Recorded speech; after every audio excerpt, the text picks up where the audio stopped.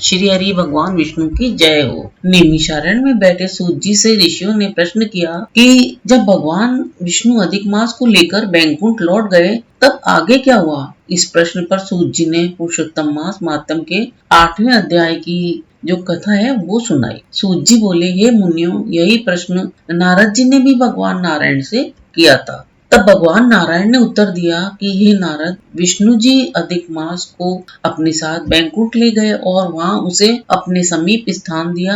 अब वह अधिक मास जो पहले अपमानित था 12 महीनों में श्रेष्ठ बन गया और पुरुषोत्तम मास के रूप में प्रतिष्ठित होकर सम्मानित होने लगा। इसके बाद भगवान श्री कृष्ण जी ने पांडवों की ओर देखकर उनसे कहा, हे युधिष्ठिर, ऐसा प्रतीत होता है कि वनवास के समय आप लोगों ने पुरुषोत्तम मास का आदर नहीं किया। इसी कारण आप इतने दुखों को भोग रहे हो। भय, शोक और विपत्तियों में फंसे रहने के कारण आपने इस पवित्र मास का महत्व नहीं समझा, इसका सम्मान नहीं किया। भगवान ने आगे समझाया, मनुष्य को अपने भाग्य पर विश्वास रखना चाहिए, क्योंकि सुख दुख, लाभ हानि सब उसी के अनुसार उसे प्राप्त होते हैं। परंतु एक और कारण भी है जिसके कारण तुम्हें ये कष्ट सहन करना पड़ रहा है।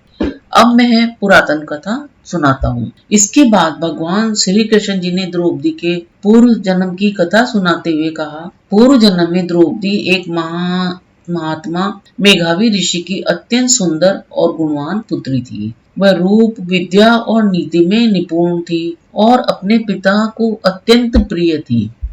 किंतु उसके मन में एक ही चिंता थी कि उसके योग्य पति और संतान सुख उसे कैसे प्राप्त होगा। समय बीतता गया परंतु उसका विवाह नहीं हो सका। वह अपनी सखियों को पति और परिवार का सुख भोगते हुए देख स्वयं भी उस सुख को पाने की कामना करने लगी।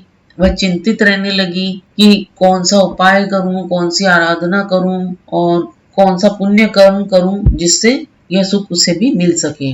उधर उसके पिता मेघावी ऋषि भी उसके योग्य वर की खोज में देश विदेश भटकते रहे, परंतु उन्हें भी उसके योग्य कोई वर नहीं मिला। इस कारण वे अत्यंत चिंतित और निराश हो गए। इसी चिंता और भाग्य के प्रबल प्रभाव से वे गंभीर रोगों से ग्रस्त हो गए और अंततः उनका देहांत हो गया। मृत्यु के समय उन्होंने भगवान श्री कृष्ण जी का स्मरण किया, जिससे भगवान के दूत उन्हें अपने साथ दिव्य लोक में ले गए। अपने पिता की मृत्यु को देखकर वह कन्या अत्यंत दुखी हो गई। वह विलाप करने लगी, हे पिताजी, अब मैं अनाथ हो गई हूँ, मेरी रक्षा कौन करेगा, मेरा पालन पोषण कौन करेगा।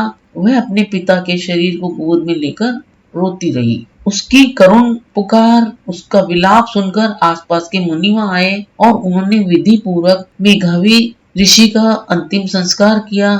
फिर कन्या को समझाकर अपने अपने आश्रम में लौट गए। अब वह कन्या अकेली दुख से व्याकुल होकर उसी वन में रहने लगी। पिता के वियोग का दुख उसे भीतर ही भीतर जलाता रहा। वह न तो ठीक से खा पाती थी, न ही शांति से रह पाती थी। जैसे बछड़े के वियोग में गाय व्याकुल हो जाती है, वैसे ही वह भी शोक में हमेशा डूबी रहती। इस प्रकार 8वें अध्याय में द्रौपदी के पूर्व जन्म की करुण कथा का आरंभ होता है, जिससे यह समझ आता है कि उसके वर्तमान जीवन के दुखों का जो संबंध है उसके पूर्व जन्म के कर्मों से भी है। यह कथा आगे बताती है कि कैसे पुरुषोत्तम मास का पालन जीवन के दुखों को दूर करने का उपाय बनता है। तो दोस्तों, यह था पुरुषोत्तम मास महात्म कथा अध्याय 8 का सार। अब आगामी वीडियो में पुरुषोत्तम मास कथा अध्याय 9 का सार बताया जाएगा, वो आप अवश्य सुनिए।